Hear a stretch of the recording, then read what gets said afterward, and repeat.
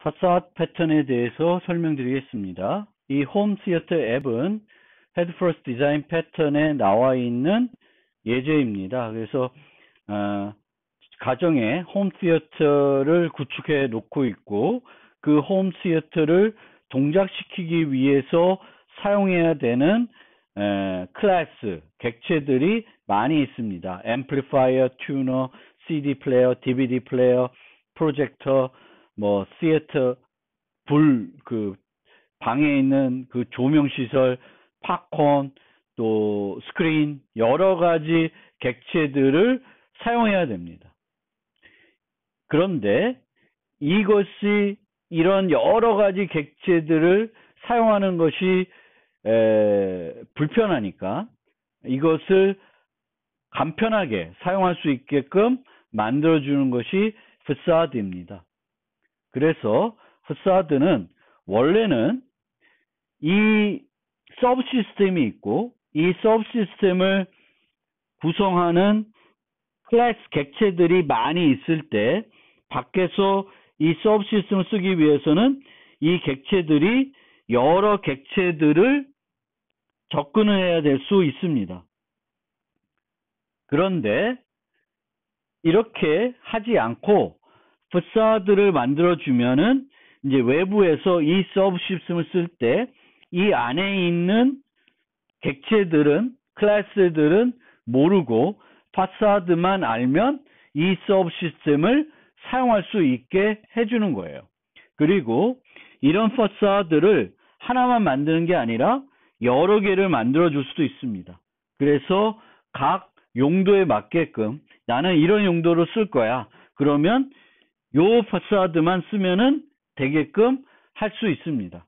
용도에 맞는 파사드를 여러 개 만들어 줄 수도 있습니다.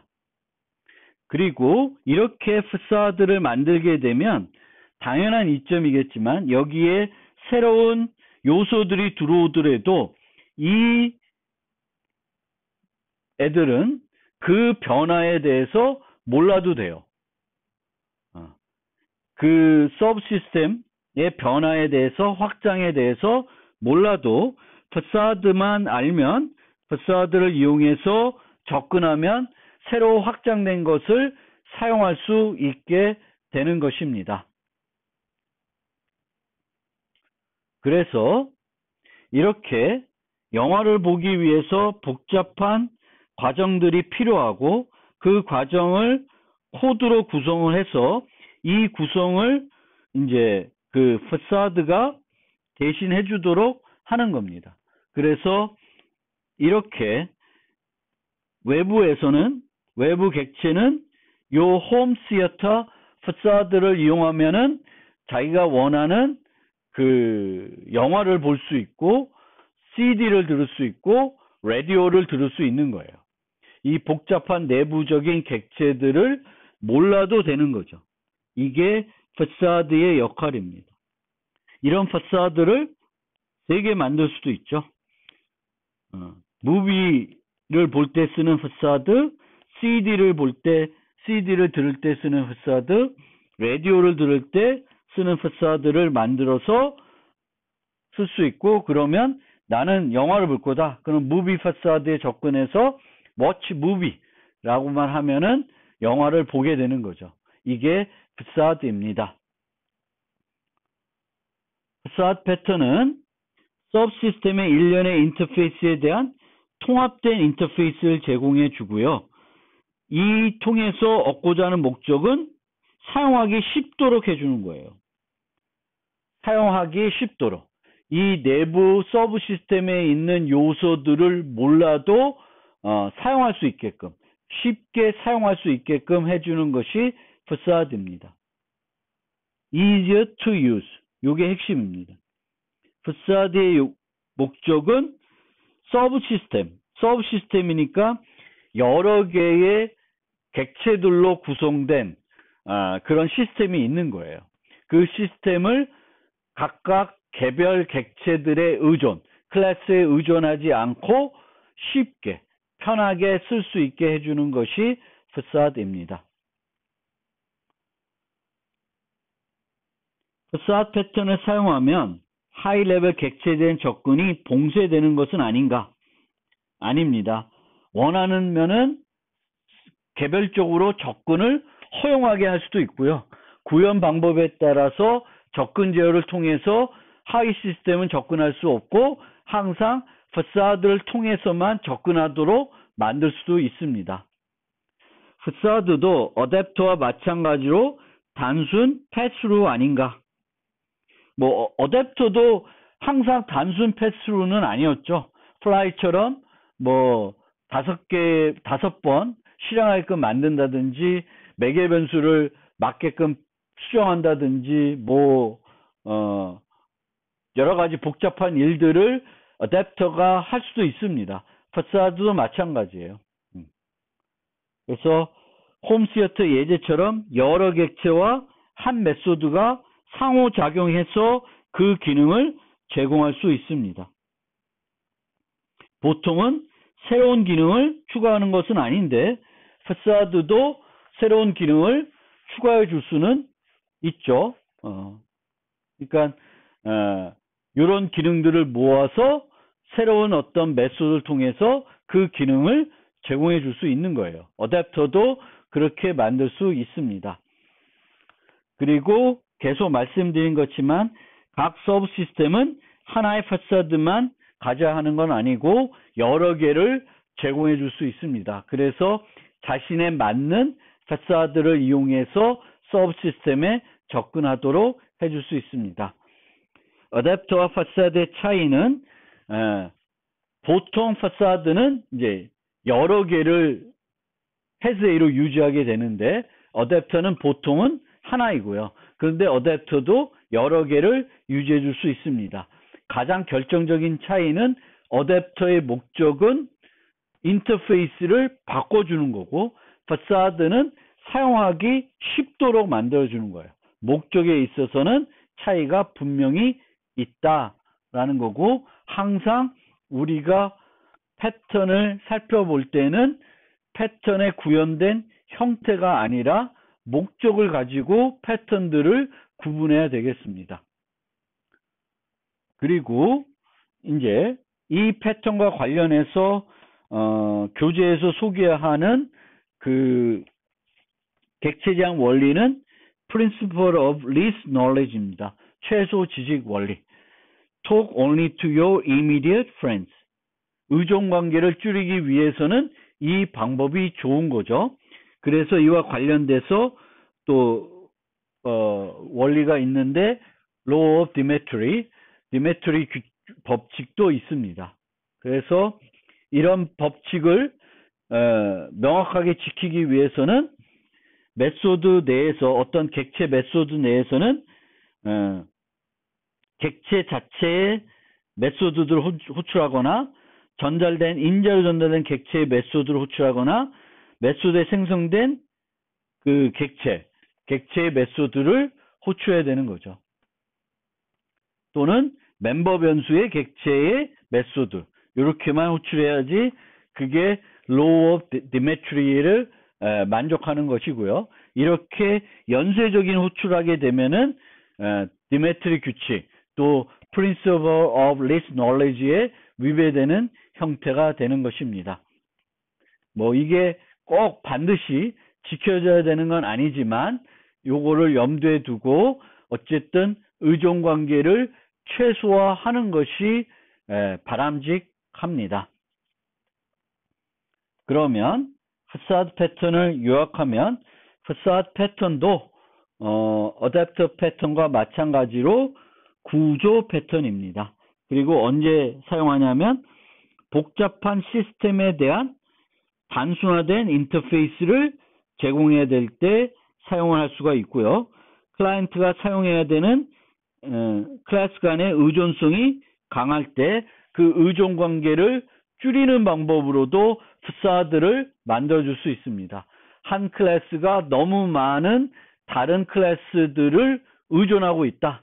그러면 그거를 확 제거하기 위해서 파사드를 만들고 파사드를 유지해 가지고 얘네들을 접근하게끔 만드는 방법도 있습니다. 여러 시스템, 서브 시스템이 있을 때 각 서브 시스템에 대해서 다른 서브 시스템의 접근을 단순화해 줄 필요가 있을 때, 레이어들이 있을 때, 그러면 여기에 파사드를 만들어서 파사드를 통해서만 서로 소통하게끔 만드는 방법도 있습니다. 파사드를 만들 때 고려해야 되는 고려사항에는 여러 개의 파사드가 하나의 서브 시스템에 대한 여러 가지 다른 형태의 단순화된 접근을 제공할 수 있습니다. 그러니까 파사드를 서브 시스템이 있으면 하나의 파사드만 만드는 것이 아니라 여러 개의 파사드를 만들 수 있고요.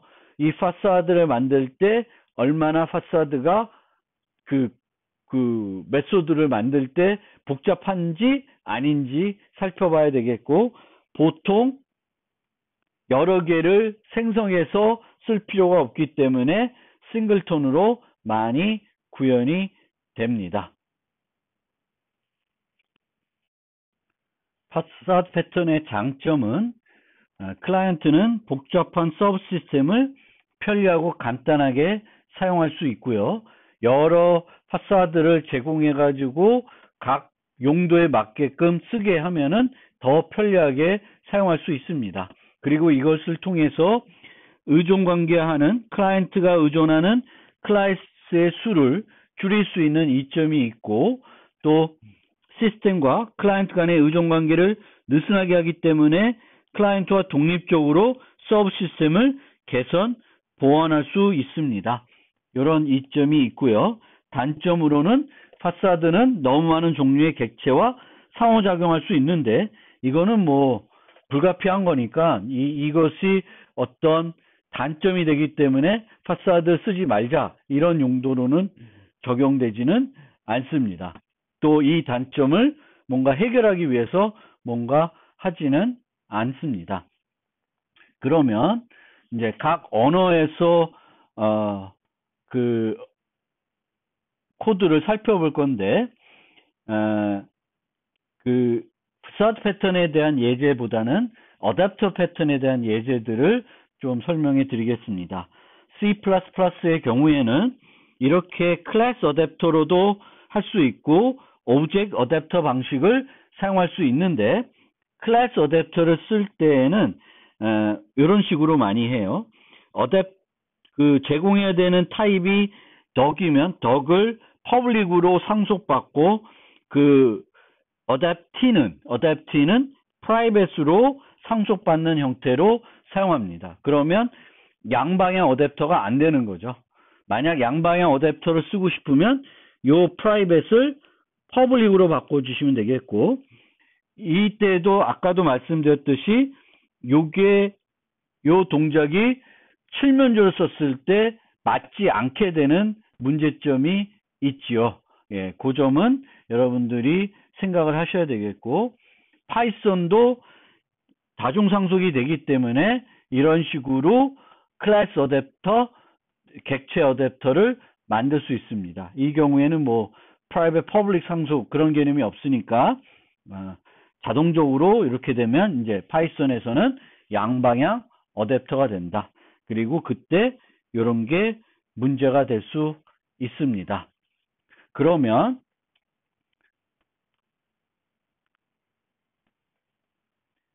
그 어댑터 패턴에 대한 코드를 조금 더 살펴보면서 그 어댑터와 파사드 패턴에 대한 설명을 마무리해 보겠습니다.